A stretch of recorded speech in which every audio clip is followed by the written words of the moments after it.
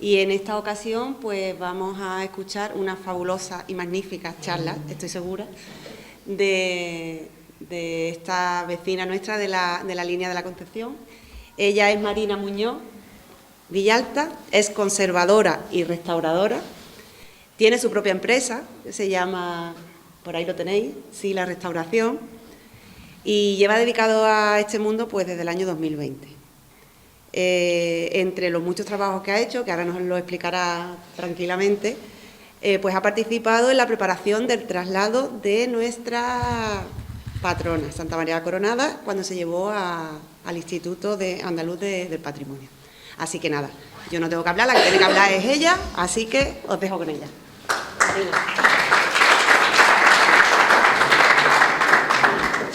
Buenas tardes. Bueno, yo lo primero que quería introducir un poquito con ese título así un poco novelesco es la importancia que tenemos de mantener lo que tenemos, ¿no? Antes de llegar a una restauración, que es un proceso un poquito más agresivo y más amplio, todo lo que deberíamos de hacer antes para atrasar lo máximo ese proceso, ¿no?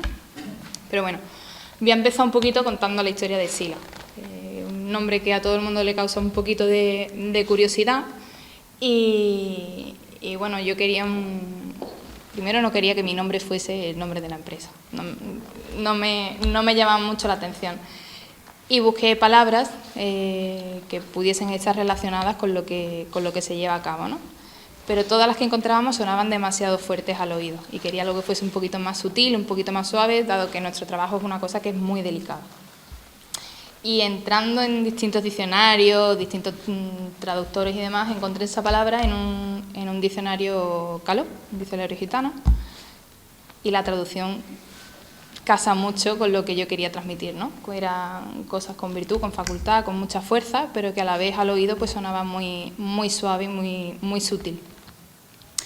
Y lo siguiente que llama mucho la atención es... Uy, me he equivocado de botón, perdón. Es el logo. El logo que veis aquí arriba tiene un poquito de historia conmigo. Lo saqué del golpe del hombro del traje de torero de Joselito el Gallo que tenemos en el Museo Pepe Cabrera de la línea, que es mi pieza de trabajo de final de grado. Entonces, aquí cuenta un poco también la historia de cómo se empieza este proyecto, ¿no? Y otra cosita así ya más, que nos ha comentado antes Sonia, pues eso, que hice el traslado de la coronada para el Instituto Andaluz de Patrimonio, pero bueno, ahí tenéis un poquito el currículum de la empresa con las entidades y con las instituciones con las que hemos estado trabajando. Un poquito de todo. Pero voy a comenzar con mi primer trabajo así un poquito más de renombre, que de hecho fue el primer trabajo, y tiene un poco que ver con todo lo que es la restauración y todo lo que lleva antes, ¿vale? La restauración, que es pues el proceso que hay que llevar a cabo para tener una pieza tal y como debe de estar, ¿no? En unas buenas condiciones para poder utilizarla, poder exponerla y poder disfrutarla, en este caso en la calle en Semana Santa. Y nosotros nos regimos por estos criterios, ¿vale? Lo pongo bastante grande y bastante claro porque es cierto que muchas veces se utiliza otro tipo de personas, otro tipo de profesionales para hacer una restauración y muchas veces esto no se lleva a cabo. La mínima intervención es lo mínimo indispensable que tenemos que llevar a hacer un trabajo para poder tenerlo. Durabilidad, tenemos que garantizar que eso sea duradero en el tiempo y que a los 2 o 3 años no tener que volver a intervenir, pero aún así tenemos que hacer que sea discernible, es decir, que se diferencie lo que nosotros hacemos con lo que hay de original. Es un poco conflictivo en algunas ocasiones, porque por ejemplo en una imagen de culto y de procesión, hacer una intervención con un rigatino, si te acercas llama la atención, pero cuando lo vemos de lejos no se nota. Compatibilidad de materiales y respeto por el original, pues máximo respeto a lo que nos ha llegado, ¿no? Y que todo lo que hagamos sea reversible, es decir, que todo lo que metemos se puede quitar, por si por lo que sea dentro de 3, 4, 50 o 100 años hay un material que es mejor para esa intervención, pues se retira y se vuelve a hacer de nuevo con esa nueva técnica. Y eso es lo que os comentaba en mi primer trabajo. Así es un poco raro de ver, pero es el palio del Valle de Sevilla, el palio más antiguo de la ciudad. Y una de las cosas más importantes dentro de la restauración es el estudio previo. Este es el trabajo del estudio previo. Teníamos que saber todas las intervenciones que se habían llevado a cabo sobre esta pieza. De hecho, tenemos hasta 7 intervenciones y reflejarlas en un documento, ¿no? Esto es lo que queda de original, que es prácticamente nada, pero si vamos sumando todas las intervenciones que se han ido haciendo, llegamos al original, a lo que nos ha llegado a día de hoy. ¿Diferencias entre conservar y restaurar? Pues lo que tenemos que hacer antes de llegar a una restauración, ¿no? ¿Qué hacemos para mantenerlo durante más tiempo? Pues yo lo comparo mucho con ir al médico. No es lo mismo de me duele un poquito la muela, voy al dentista y a ver qué es lo que pasa, que ya tengo la boca echada abajo y me tengo que poner toda la boca de implante, ¿no? Un poquito una cosa así.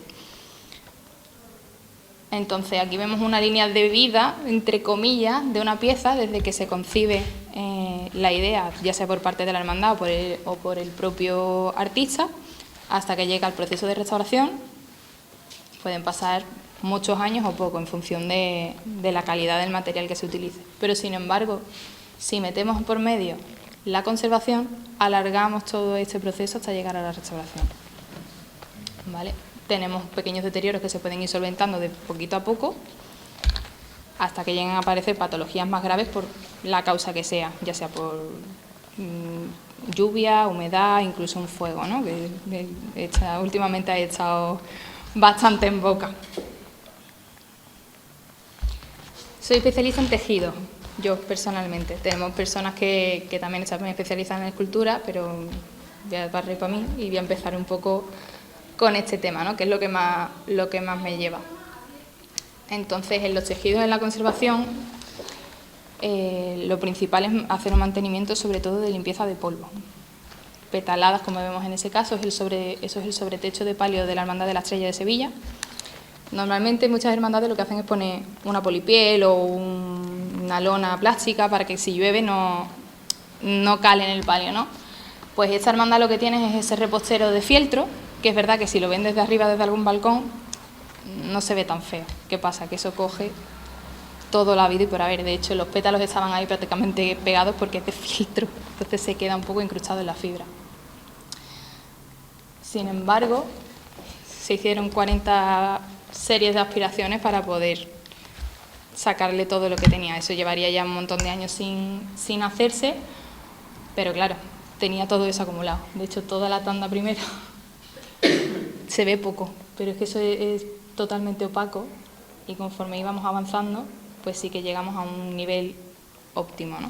Es muy difícil retirar todo el polvo que tiene la fibra, pero sí que llegue a un nivel muchísimo más bajo. Espérate que el vídeo...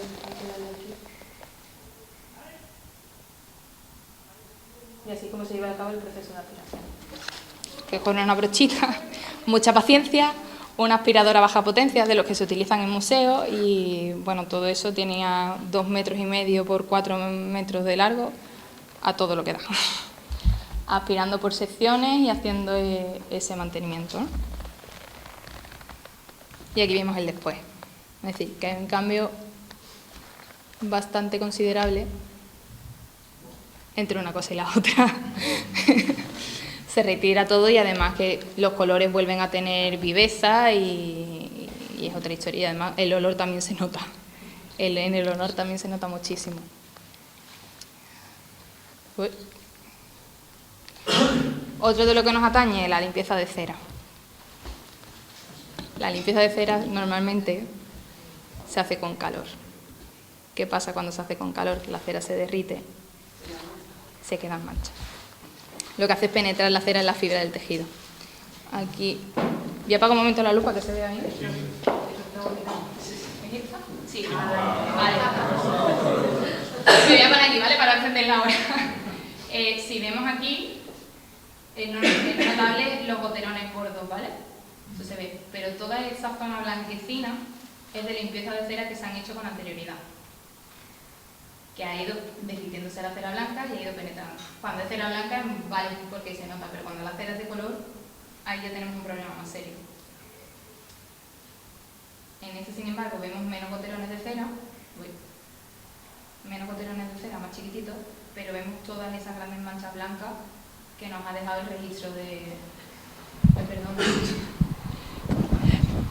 el registro de todas esas limpiezas que se han ido llevando a cabo sobre el tejido, ¿no? Esto es el manto de la Candelaria de Sevilla. Lo estamos estudiando para limpiarlo después de Semana Santa. Es hacerle una limpieza más exhaustiva porque, claro, tiene mucha cera en el tejido. Me vuelvo a venir para acá. ¡Ay, mira, ahora salta solo! En el taller de limpieza de cera se hace así. Utilizamos un disolvente graso que lo que hace es ir derritiendo la cera químicamente y la va dejando en superficie, ¿vale? Entonces la vamos retirando mecánicamente con esa espátula metálica y con esos papeles absorbentes y no dejamos que la cera penetre. Es un proceso un poquito más tedioso, pero sale bien y no deja manchas después. Esta pieza es cierto que es de poco valor material. Que esta mañana me han preguntado en Canal Sur y dicen, bueno, es que hay piezas muy buenas.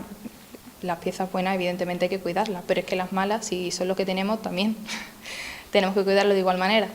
Esta pieza es el mantolín del San Juan de la Amargura de Alcalá de Guadaira. Esta hermandad tiene mucha vinculación con la cabalgata de Reyes de la ciudad. Y un hermano en el 97, en el 98, se hizo una túnica para salir de Baltasar, monísimo de la muerte, con un terciopelo que daba el pego, con un bordado de plástico pero que daba el pego, y cuando se bajó de la carroza dijo, yo quiero que mi túnica sea la túnica que va a llevar San Juan, por lo menos tiene una bordada porque salía siempre de liso. Entonces ellos la guardan con mucho cariño por esa historia que tiene la pieza. Es verdad que materialmente tiene poquito valor, pero tiene mucho valor sentimental. Esto es otra de las cosas que también son susceptibles a hacer dentro de una labor de conservación. Siempre hay un problema con los flecos. Los flecos siempre están peleados todos con todos, siempre va cada uno a su aire y sin embargo se pueden volver a peinar, limpiar y volver a ponerse en el caso de que se hayan quitado. En este caso se retiraron de los paños de bocina del palio de la Amargura de Sevilla, se retiraron, se hizo este mantenimiento y se volvieron a poner, porque era más fácil hacerlo así que hacerlo unido. Y estas dos piezas de aquí es la misma. Esto fue la primera parte del proceso de limpieza para el manto que sacó la Virgen de Valme en la Magna de Sevilla. Estos chapones se le quitaron, los tienen guardados para hacer otro tipo de cosas, pero con la capa pluvial, que era una capa pluvial, se le hizo el manto y el cojín que sacó la Virgen en la Magna. No tuvo restauración ninguna, simplemente una limpieza bastante potente, porque sí que es cierto que guardaba pues ahí todo lo que tenía que guardar dentro del hilo metálico. ¿Diferencias entre una buena conservación y una mala? Hay muchas, en el tejido sobre todo. Este manto que estamos viendo es el manto de la Virgen de la Soledad de Sorbas, Almería, un pueblecito muy chiquitito. Está al lado de Taberna, pero es una pieza que la tienen muy bien cuidada. Es un manto de principios del siglo XX, de 1923. Está bastante bien, no se ve mal, no se ve destrozado y si nos acercamos, evidentemente, tiene daños debido al uso, ¿no? Pérdidas del entorchado metálico y demás, pero no hay grandes daños. De hecho, lo vemos y parece que acaba de salir un taller bordado. ¿Y nunca se ha hecho ahora? Nunca se ha tocado. Nunca se ha tocado. Ni aspiraciones ni nada. ¿Qué pasa? Que cuando lo ponen y lo sacan, las monjas, las adoratrices que se lo hicieron, les prepararon un arcón con unos acolchados para los dobleces. Y siempre lo guardan de la misma manera. Entonces el almacenaje es una cosa muy importante.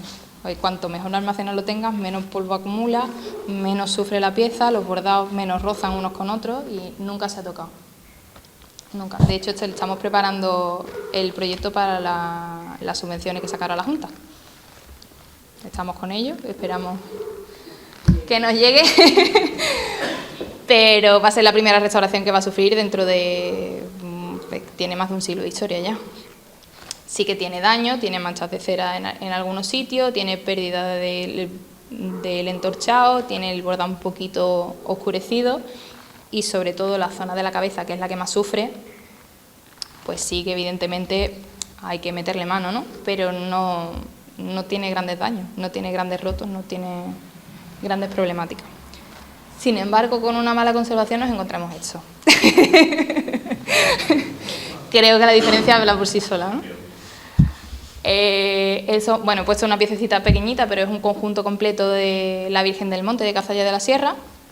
Este es el vestidito que lleva el niño.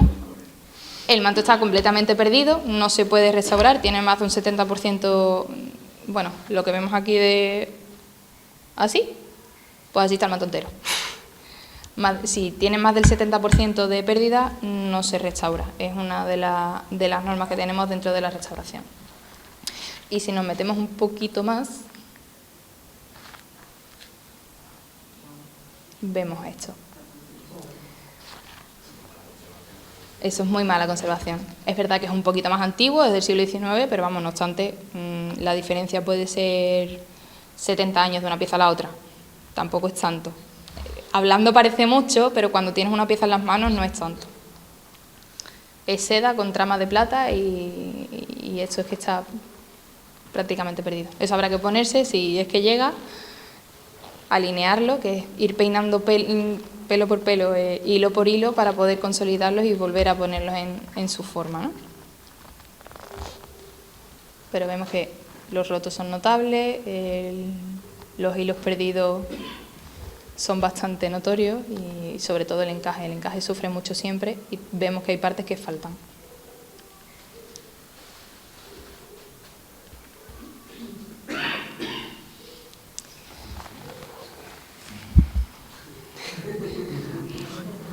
Reflexionarlo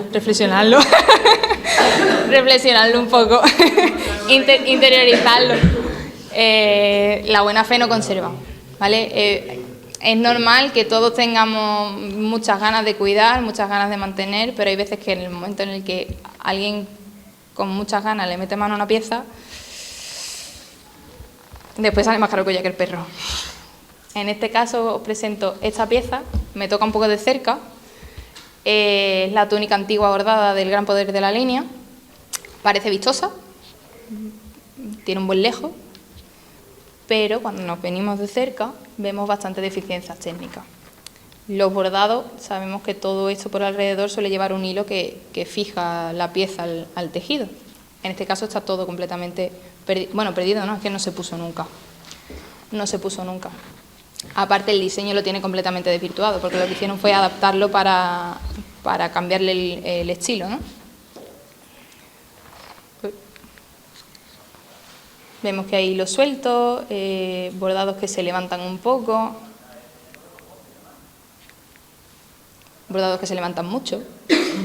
Entra una pinza por debajo de la pieza y cuando le damos la vuelta,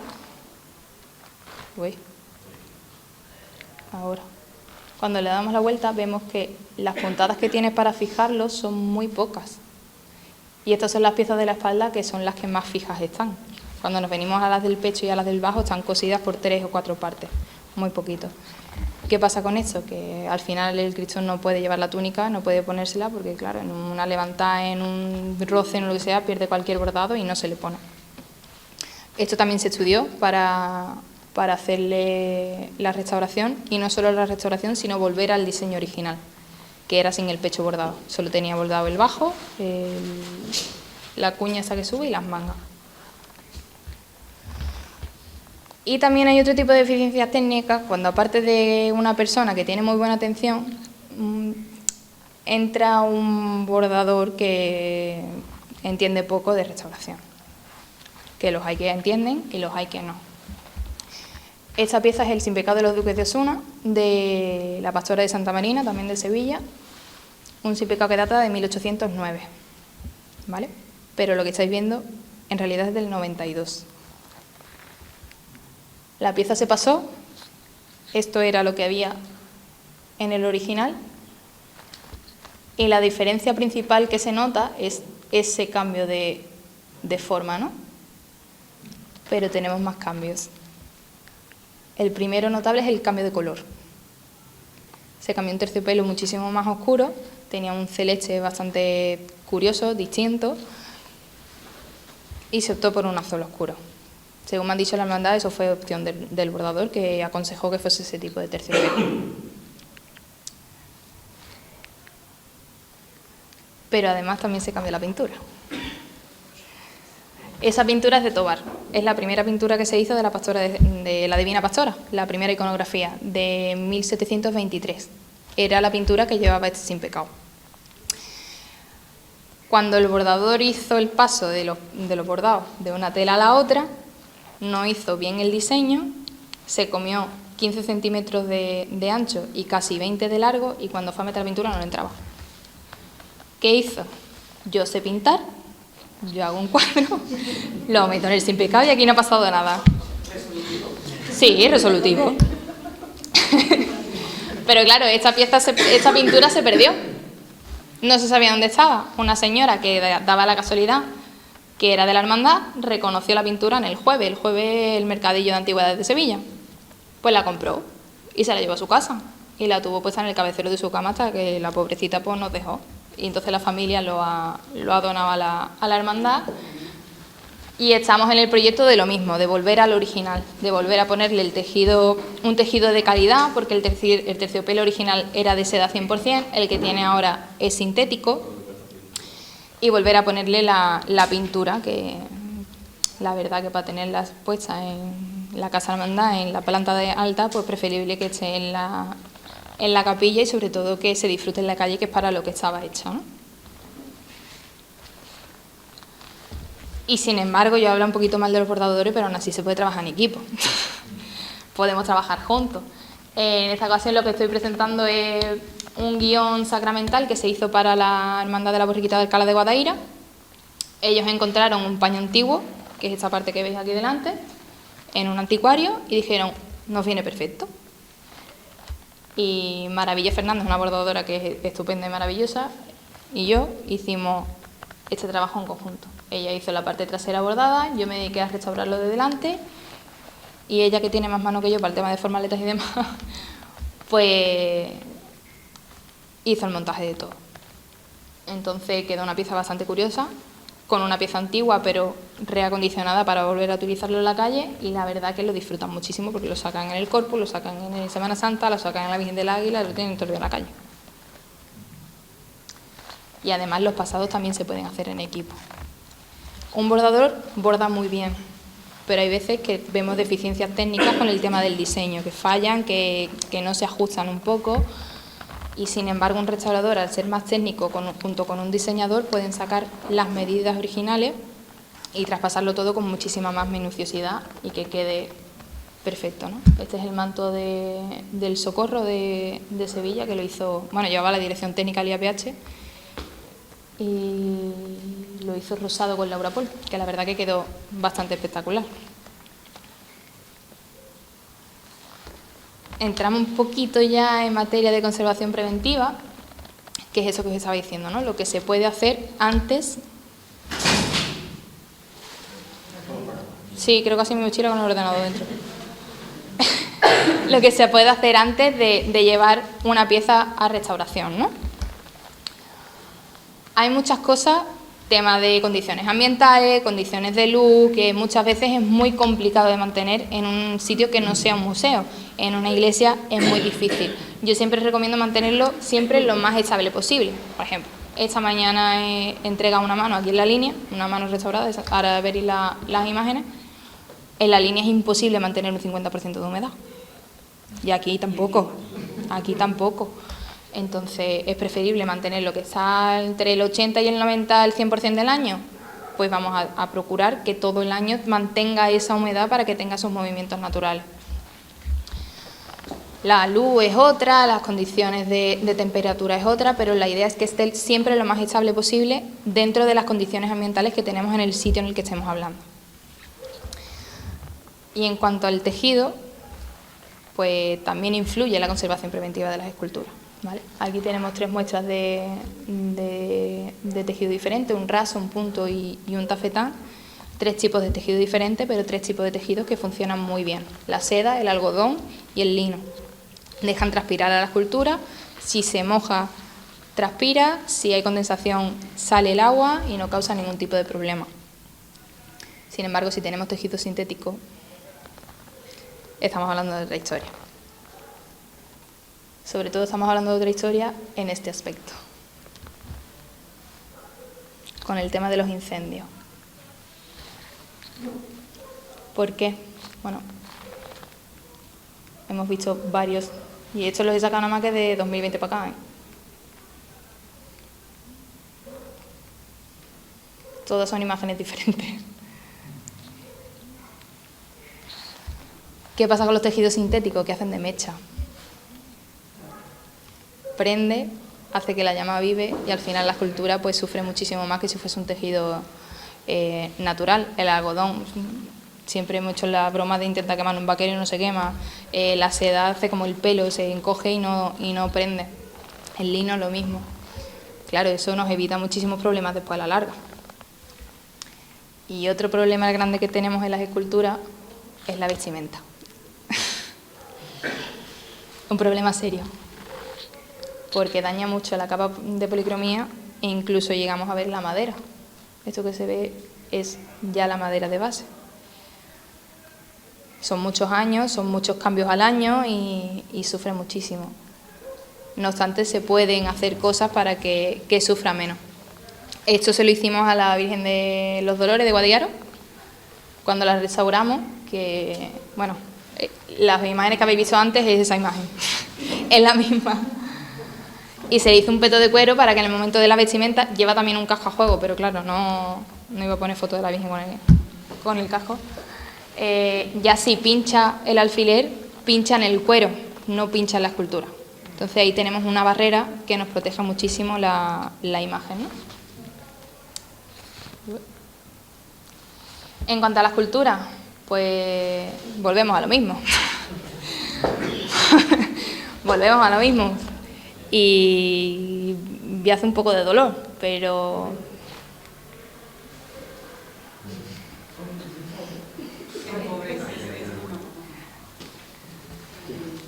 he puesto imágenes bastante famosas.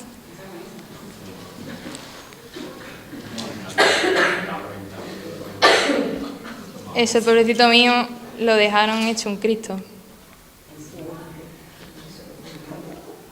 Pero también pasan en imágenes de vestir, ¿vale? El resto no son imágenes de culto algunas, pero no son imágenes de vestir, pero las de vestir también pasan. Gente con muy buena fe, oye, mira que yo me dedico a pintar, yo hago manualidades en mi casa, se me da muy bien, tal, trae para acá que yo te lo arreglo. Hay veces que no es la solución. Aquí, por ejemplo, sí tenemos una restauración hecha. Esa la hemos llevado, la llevamos a cabo en 2021, es la Virgen de los Dolores de Guadiaro, la misma que os estaba poniendo antes, y sobre todo vemos el cambio que hay en los alfileretazos. Ya no los tiene.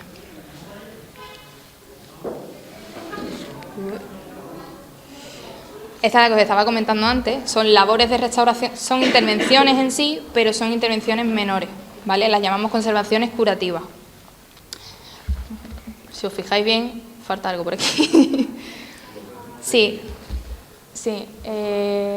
Aunque sea en Santiago Apóstol, la hermandad de la borriquita de la línea decidió ponerle un bordón. El bordón es la vara que lleva el Santiago peregrino, ¿vale? Entonces siempre lo han tenido con esa iconografía. ¿Qué pasa? Que el diámetro de la vara es muchísimo más ancho que el cierre de la mano. Eso, junto con sacarlo en Semana Santa, salida, súbete, bájate, muévete de izquierda a derecha, ha sufrido muchísimo la mano, se le ha roto en 2 ocasiones. La última fue en el traslado a la exposición que se hizo allí en el Palacio de Congreso.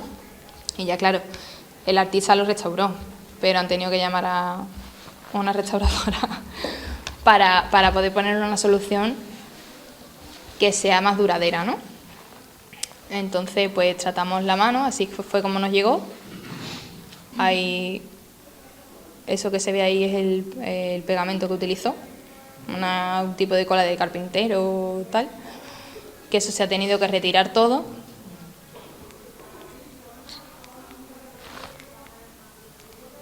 Hasta llegar a esto.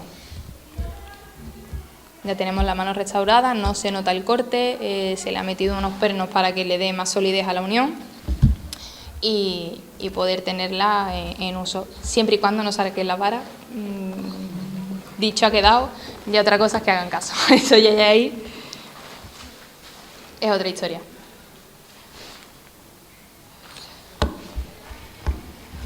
¿Qué nos pasa cuando nos van a mandar nuestro Cristo, nuestra Virgen, a una restauración? Yo lo he dicho también, ¿eh? Por favor que no me lo cambien. Por favor que no me lo cambien el moreno, que no se lo quiten. Pero claro, hay muchas veces que el moreno no es moreno, sino que... sí. Sí, hablando en plata. Entonces, bueno, pues se nota más con las imágenes antiguas. Este es el Cristo de Vergara, una obra de Juan de Mesa, de 1622, y se restauró por el Instituto Andaluz de Patrimonio hace unos años. Vemos una clara diferencia del color, ¿no? Es cierto que hay muchos problemas estructurales que se han solventado y que se pueden solventar, pero lo que más nos llama la atención siempre es la tonalidad. Esto da un poco igual porque al estar en el País Vasco, no sale a la calle, tiene culto, pero diferente, ¿no? No es lo nuestro. Pero sin embargo, cuando nos encontramos, bueno, el cambio es bastante brutal, ¿no? El cambio es brutal. Es que no se le veía la cara. No se le ve la cara.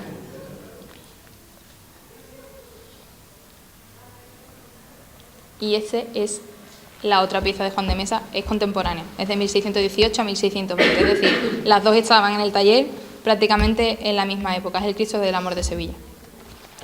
En esta ocasión estamos hablando de Sevilla, Andalucía, tiene culto, tiene mucha gente que va a verlo, a rezarle y les ha llegado la imagen así. Entonces, cuando tenemos una imagen así y nos lo van a poner blanco, choca mucho. ¿Qué pasa? Que la policromía de abajo está sufriendo muchísimo, no deja respirar la madera, tiene barnices con cargas, con pigmentos para ponerlo más moreno y ponerlo más oscuro, y al final lo que está sufriendo es la pieza. Estos están ahí en trámite de ver qué es lo que hacen, de si lo limpian, si no lo limpian, porque es eso, lo que llama la atención al final es la limpieza, ¿no? Y esto es lo que quiero también un poco que... Yo también he hecho mi trabajo de introspección con esto, pero claro, cuando se llevaron el Gran Poder a restaurar, yo fui la primera que dije, el morenito que no se lo quiten mucho, pero claro, es otra época, es un Cristo del siglo XX y eso ya estaban hechos con una policromía más oscura. Y eso es lo que pasó también. Perdona. Con el Cristo de Humildad y Paciencia, le dicen el moreno. Sí. De hecho, eso pasa... Lo restauraron, creo que... Eso pasa hasta con la Virgen de Montserrat. Claro, hace 15 años aproximadamente, cuando vino mucho más claro, ya el moreno, como lo conoce la gente. Ya no es moreno. Eso pasa, de hecho, las imágenes góticas que tienen muchísimo culto, por eso pongo la Virgen de Montserrat, la Virgen de Guadalupe de Cáceres, son vírgenes negras, pero no son negras. Son imágenes que a algunas se les ha hecho catas de limpieza en partes que no se ven, siempre se hacen las catas de limpieza sobre todo en la parte de la nuca, y la policromía que tiene es prácticamente blanca, es muy clara, pero ¿cómo se le va a cambiar la cara a ese tipo de imágenes, ¿no? Y aquí pues es un vídeo de un poco de cómo se lleva a cabo los trabajos en el taller.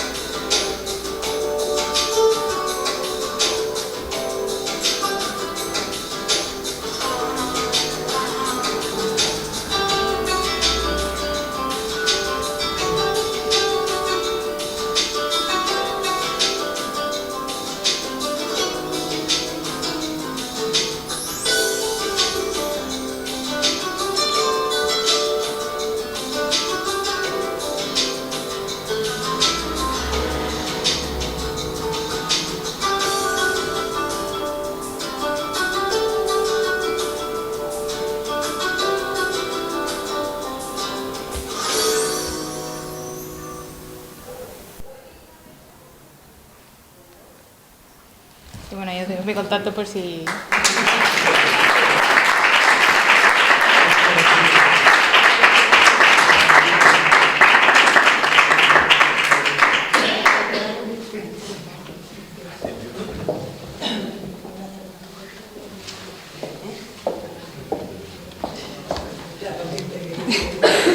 Si alguien tiene alguna duda o algo, que sin problema, responda a todo.